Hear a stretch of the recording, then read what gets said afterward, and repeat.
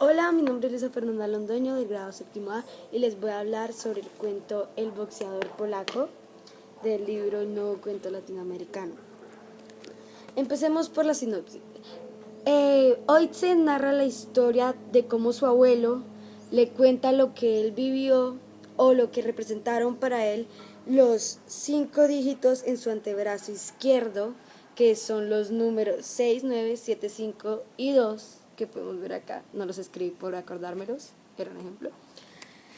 Y pues ellos están, después de mucho tiempo de él imaginarse de qué eran esos números, de quién los había hecho, cómo los había conseguido y demás, el abuelo por fin decide contarle qué es la verdadera historia detrás de ellos. Y lo hacen bebiendo un whisky en la sala de su casa.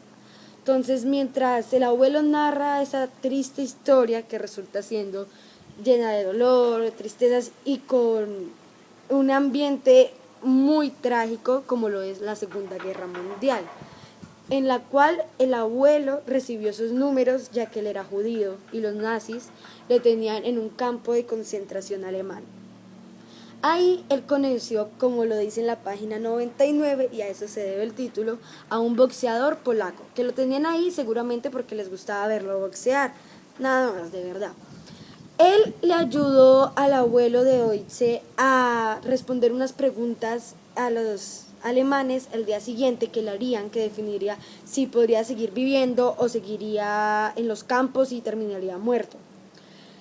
Realmente el abuelo usó las palabras del boxeador y logró salir con vida de eso. Gracias a él, al boxeador, el abuelo puede estar con el nieto contando esa historia.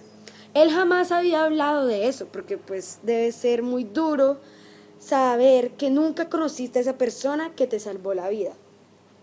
La forma de narración me gusta mucho porque a pesar de que están en un tiempo presente, el abuelo siempre narra en un pasado y cuenta una historia que sucedió hace mucho tiempo, pero la vive en el momento. Y mientras está en el pasado, de un momento a otro volvemos al presente, cuando Oitze dice que le sirve un poco más de trago o toma apuntes de cómo está su abuelo o de cómo reaccionó, o si debería hacerle preguntas, todo lo que piensa.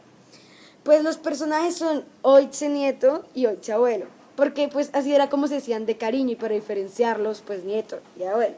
Oitze nieto es un joven, pónganle entre unos 30 y 35 años, pues es bastante curioso, imaginativo por lo que podemos ver al inicio con todo lo que decía sobre los números de su abuelo.